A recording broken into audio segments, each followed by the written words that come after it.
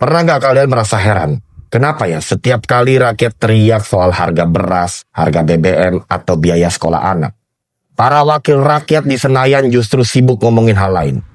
Yang mereka perdebatkan bukan soal perut rakyat, tapi justru soal fasilitas, soal tunjangan, dan soal anggaran untuk dirinya sendiri. Coba kita bongkar.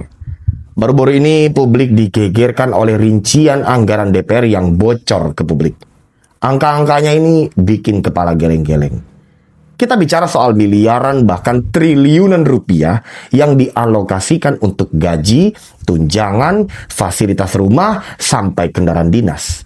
Dan ini semua diambil dari uang negara. Uang yang bersumber dari pajak rakyat yang tiap hari jungkir balik kerja demi bertahan hidup. Pertanyaan besar langsung muncul. Benarkah DPR masih layak disebut sebagai wakil rakyat? Atau justru mereka kini jadi kelompok elit yang sibuk mengurus kenyamanan diri sendiri? Sementara jeritan masyarakat miskin diabaikan begitu saja. Kalau kita lihat faktanya, gaji pokok anggota DPR sebenarnya tidak terlalu besar dibanding pejabat tinggi lain. Hanya sekitar 4 jutaan per bulan. Tapi tunggu dulu, jangan buru-buru kasihan sama mereka. Karena di balik gaji pokok itu ada tunjangan menggunung yang bikin total pendapatan mereka bisa tembus 70-100 juta rupiah setiap bulannya.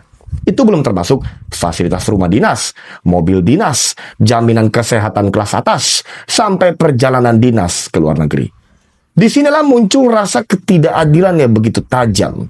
Bagaimana mungkin ketika rakyat menjerit bayar BPJS yang seringkali pelayanannya terkesan diabaikan rumah sakit, anggota DPR malah tenang-tenang saja dengan jaminan kesehatan kelas premium.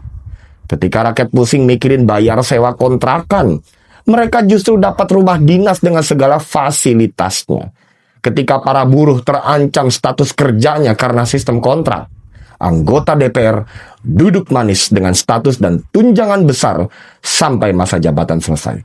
Ketika ratusan ribu guru tenaga honorer merintih kesakitan karena hanya mendapat gaji 500 ribu rupiah per bulannya, banyak anggota dewan yang memilih menyekolahkan anak-anaknya di sekolah global bertaraf internasional. Kita jadi bertanya-tanya, apakah benar mereka masih bisa merasakan denyut penderitaan rakyat kecil? Atau mereka sudah terjebak dalam kenyamanan kursi empuk dan AC gedung megah Senayan?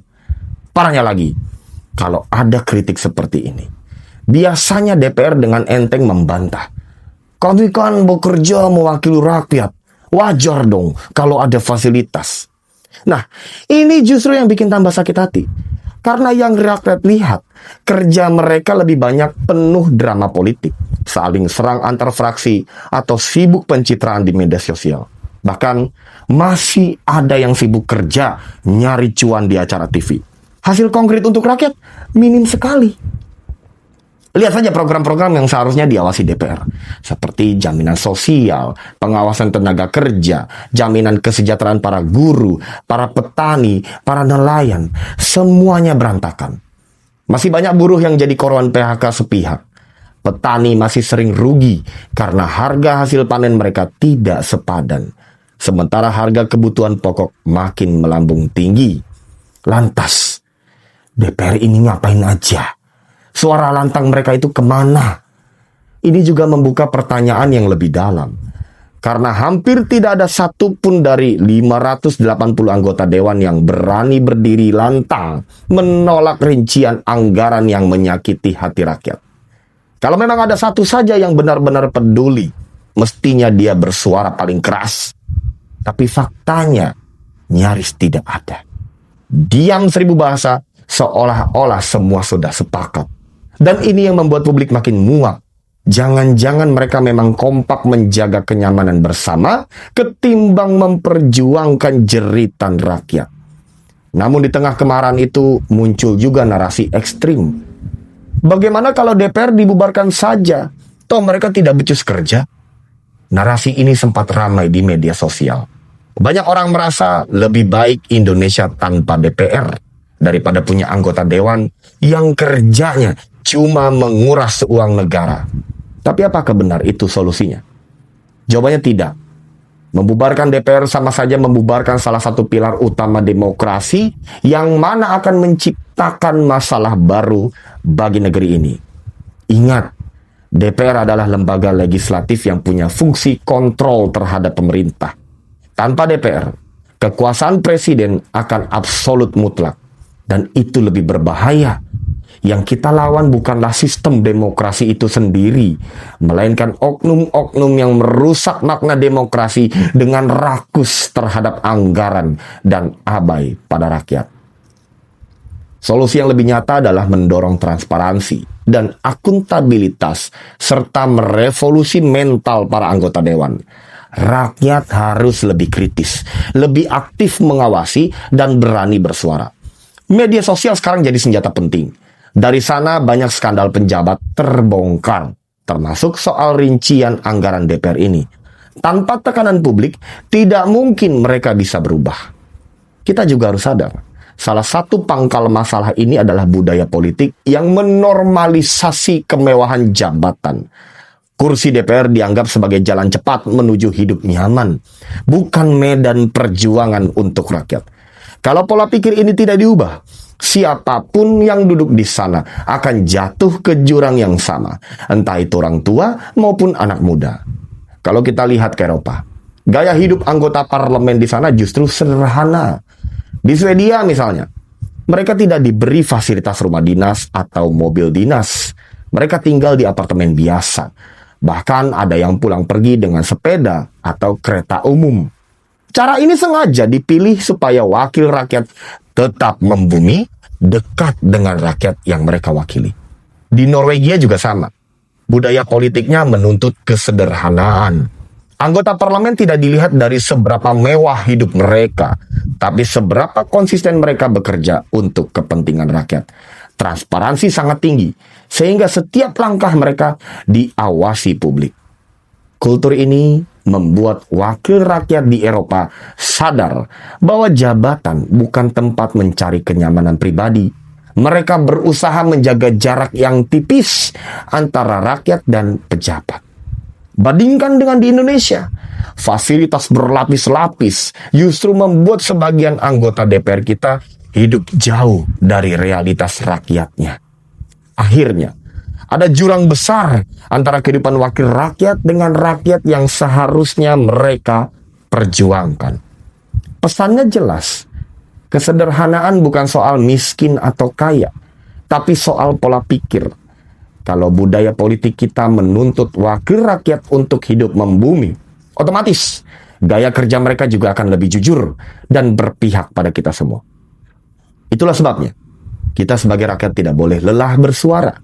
Kita harus terus menuntut agar DPR benar-benar kembali pada esensinya, menjadi wakil rakyat, bukan wakil kepentingan diri sendiri.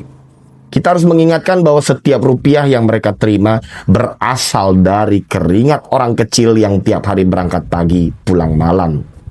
Kalau DPR mau dihormati, mereka harus hidup sederhana, transparan, dan berorientasi pada kesejahteraan rakyat. Jangan lagi ada anggaran janggal yang bikin rakyat tambah muak. Jangan lagi ada tunjangan mewah yang dipertahankan di atas penderitaan rakyat. Kalau tidak, kepercayaan rakyat akan terus hilang.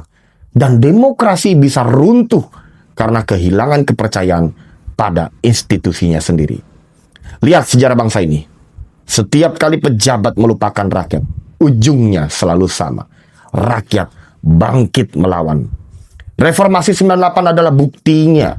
Jangan sampai DPR hari ini mengulang kesalahan masa lalu, di mana suara rakyat diabaikan. Lalu rakyat memilih turun ke jalan.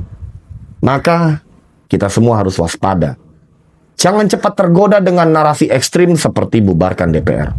Karena kalau itu terjadi, demokrasi kita runtuh dan rakyat justru kehilangan hak bersuara. Tapi kita juga tidak boleh diam. Kita harus mengkoreksi DPR habis-habisan. Merubah mental dan mindset mereka. Agar mereka tahu bahwa rakyat tidak bisa terus-menerus dibohongi. Dan ingat, kritik ini bukan sekadar kemarahan. Ini adalah bentuk cinta rakyat pada bangsanya.